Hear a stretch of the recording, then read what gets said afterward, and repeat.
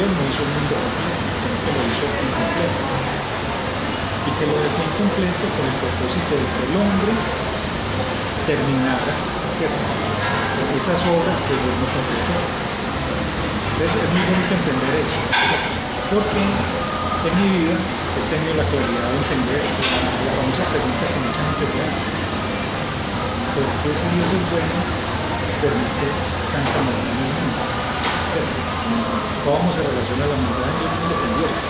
Y es una pregunta que mucha gente la confunde, es una pregunta o una teoría que digamos ha hecho que muchas personas se vuelvan enemigas de Dios, se alejen de Dios o por cualquier concepto que tenga que ver con Dios y tomen otras formas de vida. Entonces, en mi vida, ¿cómo ese principio ha tomado pues relevancia? Hay otras palabras del apóstol Pablo que dice que Dios creó que Dios creó de antemano buenas obras para que nosotros andemos en él. Entonces, cuando leemos en el relato bíblico que en el principio todo estaba desordenado y vacío, entonces hace referencia a ese principio que estoy diciendo, o sea, no todo estaba completo. Y Dios comenzó a ordenar. Entonces Dios comenzó a ordenar esto. Entonces dice el libro de Génesis, y dijo Dios, y se hizo, ¿cierto? Pero luego dice que Dios, cada cosa que creó, le agradó. Y vio Dios que era bueno. Y vio Dios que era bueno.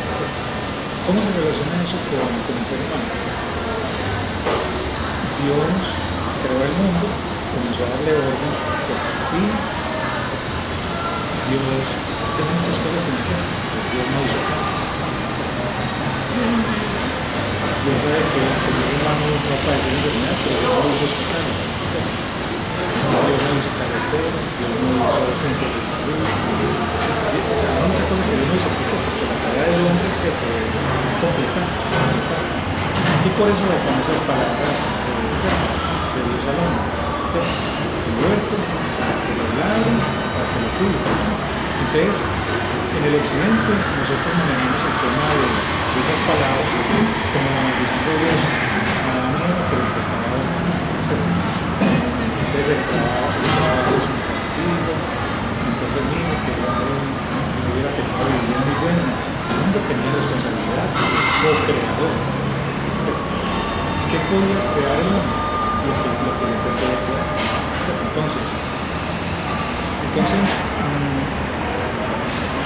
con el tema de la paz, el trabajo de cada ser humano es completar lo que está completo, pero lo tengo que completar en los principios de Dios, ¿cierto? Siguiendo las orientaciones de Dios. Entonces, Dios le enseñó al hombre el amor, tenemos los 10 mandamientos, 10 columnas, así se llaman en el hebreo, se habla de las 10 palabras, o las 10 columnas. No matarás, no dirás falso testimonio. Nosotros tenemos que completar, pero tenemos unas orientaciones y unos marcos para completar lo que hace mal y lo que vayamos bien, lo que hace mal. Entonces, cuando el hombre, digamos, hace, pero hace fuera de esos marcos, entonces causa dolor y causa sufrimiento. Entonces, por ejemplo, en tu condición de mamá, ¿sí? Tomando un ejemplo bien cruel, en tu condición de mamá, pues, tener la expectativa de terminar esta entrevista y llegar y encontrarte con tu familia, tu niño, tu esposo, todos los seres que te aman. Entonces, yo tengo la tarea de hacer la obra de Dios. Entonces, ¿qué tengo yo que completar en la vida de Geraldine en este momento? Tengo que completar una buena entrevista, respetuosa, ¿cierto? Y que Geraldine pueda llegar a su casa como lo espero. Pero si yo decidiera no completar la obra de Dios de esa manera, sino yo vengo a un arma, disparo, entonces yo no hice la obra, yo no completé una obra en la orientación de Dios. Entonces, si llegáramos a ese escenario de cruel, entonces digamos, una persona pierde la vida. Entonces, eso que yo hago, eso que yo hago, pues el lado demasiado, ¿sí? Demasiado. Entonces viene la inquietud. Porque ¿quién trajo el dolor?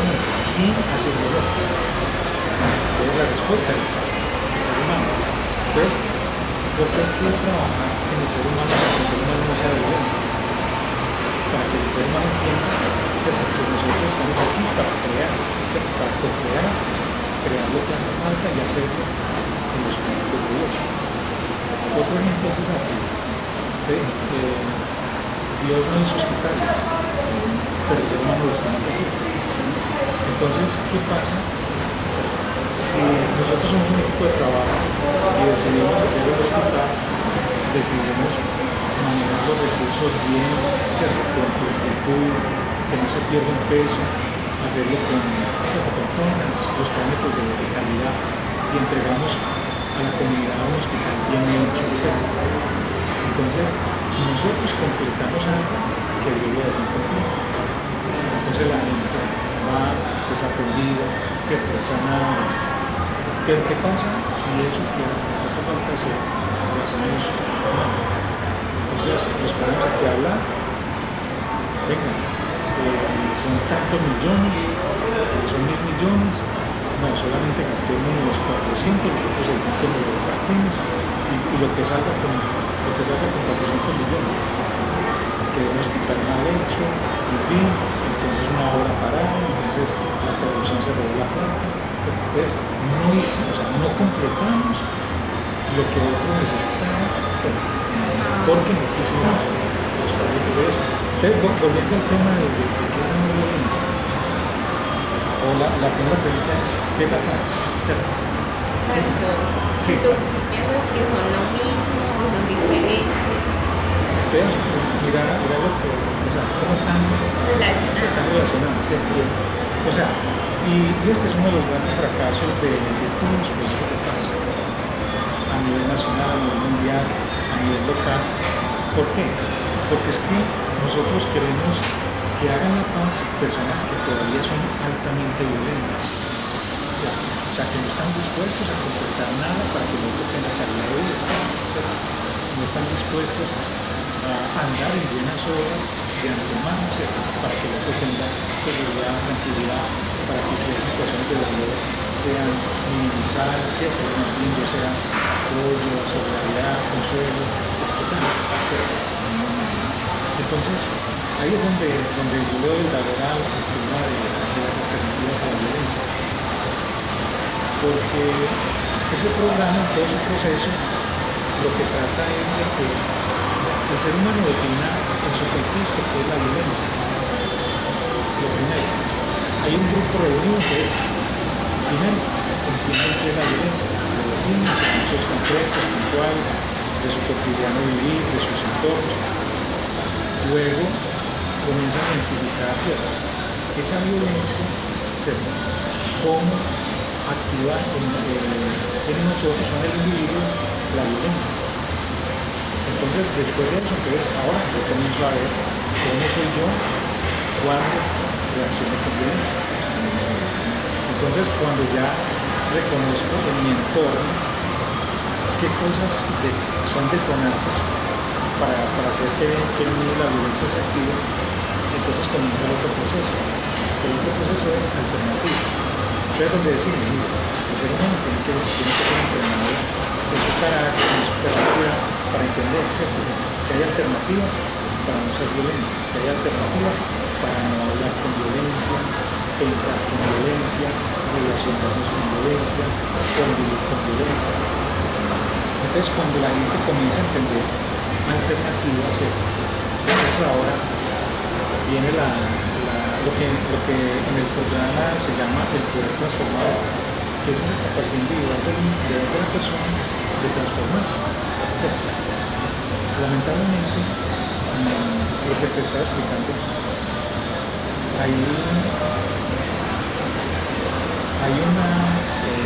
una particularidad de los seres humanos, personas buenas, por el poder transformador que hay en ellas, pueden cambiar principios, ¿cierto? Valores y convertirse en personas malas, ¿cierto? Y personas malas pueden, por el poder transformador que hay en ellos, convertirse en personas buenas y de provecho, ¿cierto? Útiles para la sociedad. Entonces, en este proceso comenzamos a entender qué rol le toca al poder transformador.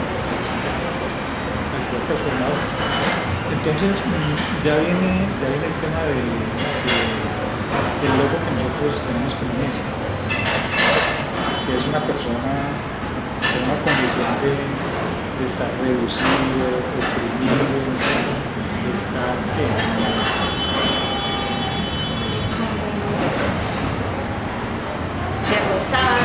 Eso, más o menos, ¿cierto? Entonces, volviendo al tema de la paz, o sea, no hay paz para una persona que está en esa condición, ¿cierto? Entonces, tratamos de explicar el logo más como desde la percepción de quien lo mira. Entonces, venga, ¿qué ve usted acá?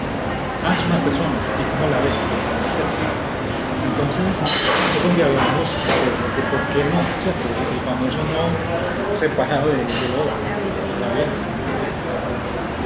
Una persona que está en esa condición, ¿cierto? Necesita alternativas para salir de esa condición, ¿cierto? Esa es una condición que da o sea, ya cuando una persona está así, tiene que tener su dignidad muy apropiada, ¿cierto? Todo ser humano es valioso, todo ser humano tiene potencialidad, en fin, valores, tiene capacidades, tiene talentos. Todo ser humano es útil en la tierra. Entonces, cuando una persona llega a estar en esa condición es porque se le ha negado o se le ha correado mucho su dignidad y queda reducido. Entonces, una persona reducida que tiene una vida que no es digna y con toda seguridad va a tener problemas psicoemocionales, afectivos, relacionales, de autoestima. Entonces, bueno, ¿qué hace el resto? Todo eso está bien explicado, ¿cierto? Hay una explicación buena. Entonces no quiere que esa espiral sea la espiral de la libertad. La espiral de la libertad. ¿Cierto? Porque es que usted no se para y es libre, ¿no? Es como un camino. Entonces, lo primero es, quien está así quiere salir, o por lo menos hay que tocar la puerta y decirle, sale, ¿cierto? Y no solamente decirle salga, no, yo te ayudo, te apoyamos, no estás solo. Pero también esa imagen la pensamos para tener conciencia de que desde mi forma de vida al máximo yo debo de ponerme ese nombre, ¿cierto? Esa barrera. O sea, yo no debo de llevar a nadie a que llegue a una condición así. Entonces, ¿cómo lo explicaba? Yo se lo explicaba a mis profesoras la semana pasada, ya me recuerdo el nombre de la familia.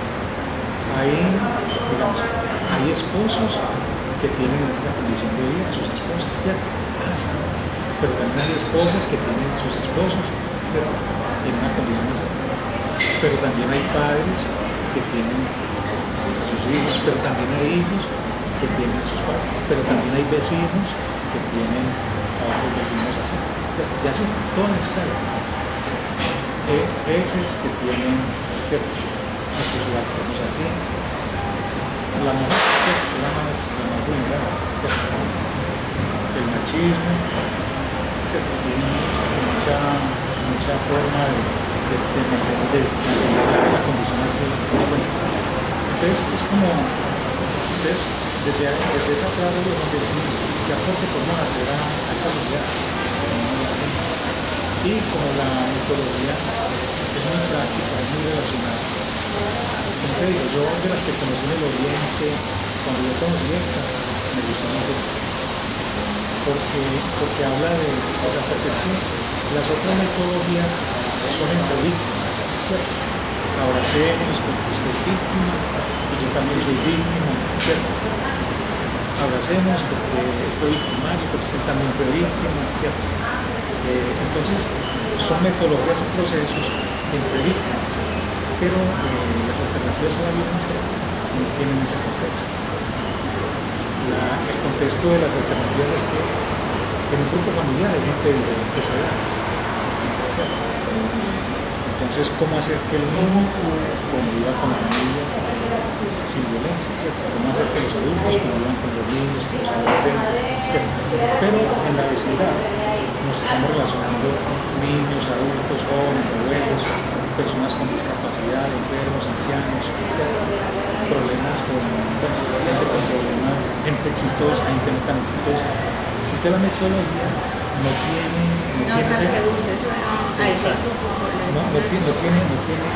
ese paradigma.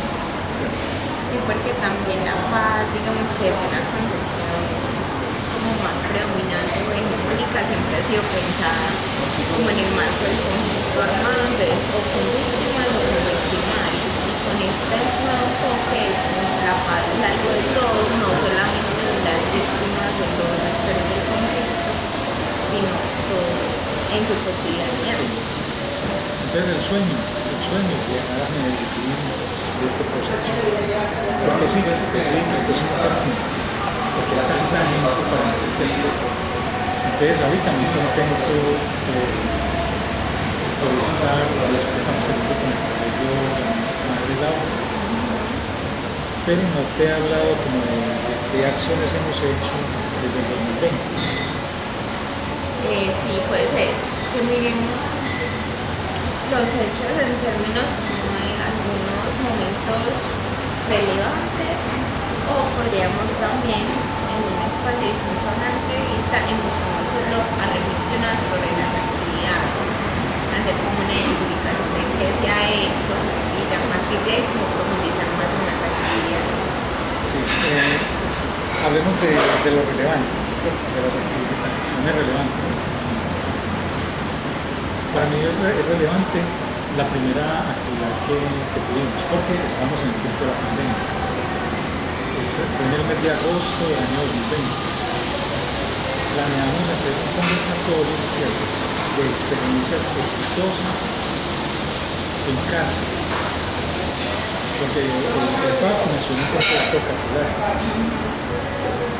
Entonces nos contactamos con talleristas que trabajan en cárceles en Bolivia y también en El Salvador. En Bolivia y en el país del Salvador.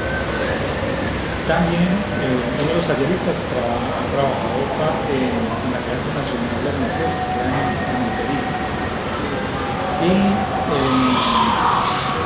contactamos también a un funcionario de la alcaldía que para ese momento con su equipo trabajaba en el programa de intervención social en cárceles y prevención al delito. Entonces hicimos un conversatorio en la pandemia, no podemos hacer más.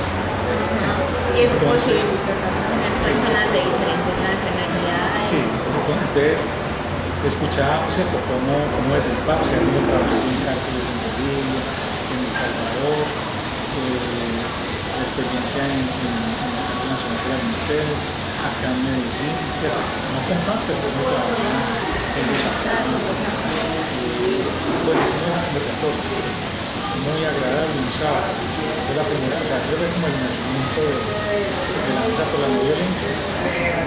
La apertura de ese conversatorio la hizo el subsecretario de Derechos Humanos de Relación en ese momento, Diego Herrera Duque. Se nos sumó también un congresista, pues que no soy afiliado a un partido.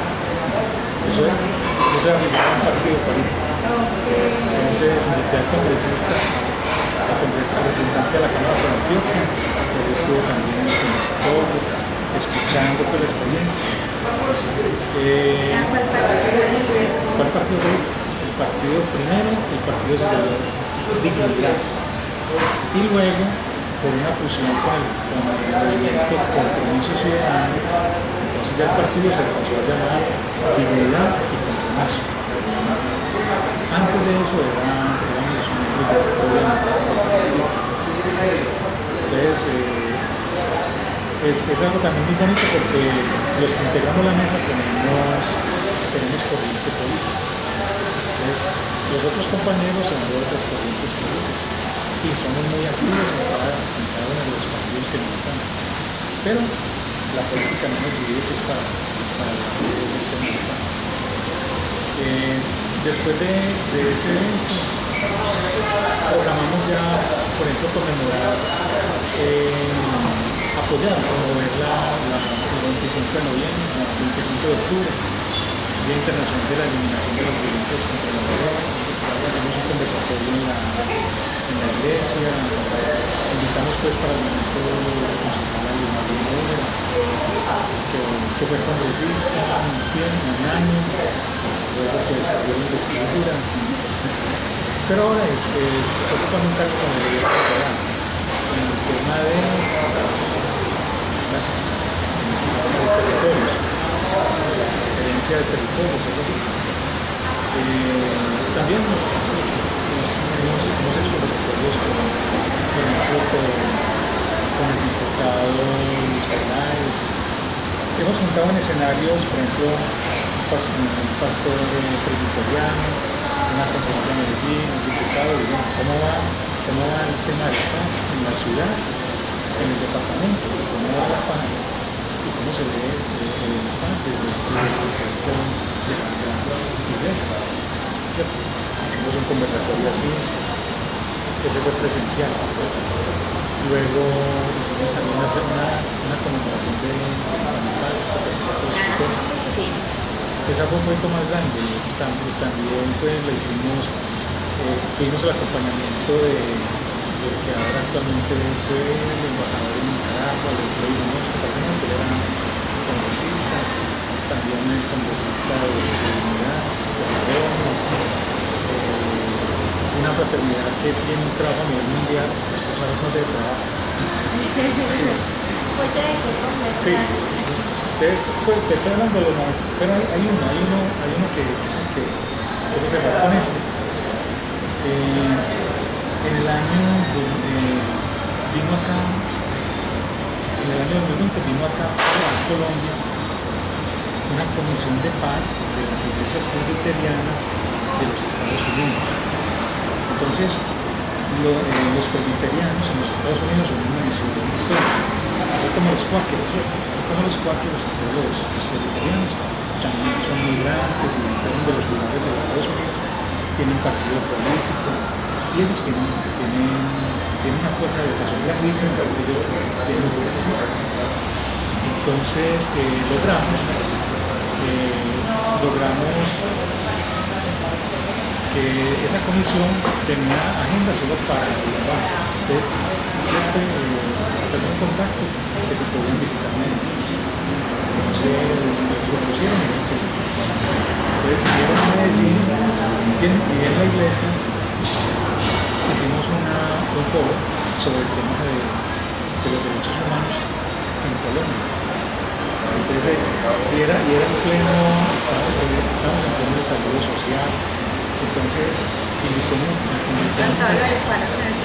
organizaciones. Entonces, los delegados que vinieron escucharon informes de la ruta pacífica de las mujeres, informes de las violaciones a las comunidades indígenas en Pareja, informes de... Inclusive estuvo el congresista, vino también el representante de la Cámara del Partido de los Comunes, vino con un grupo de excombatientes de las FARC, que casualmente el que vino era comandante de las FARC, general. Entonces se dialogó con ellos, tuvimos un perfil de eso, estos perfiles que queríamos incluir. ¿Y por qué te lo menciono? Porque una de las quejas que era cómo el gobierno estaba utilizando los recursos del Plan Colombia para comprar armamento. O sea, porque el Plan Colombia tiene parámetros, ¿cierto? Entonces, aparte de que les habían comprobado que había un saqueo impresionante de las cuentas del Plan Colombia, entonces decían pues cosas que no habla de movimientos. Entonces invité hasta la primera línea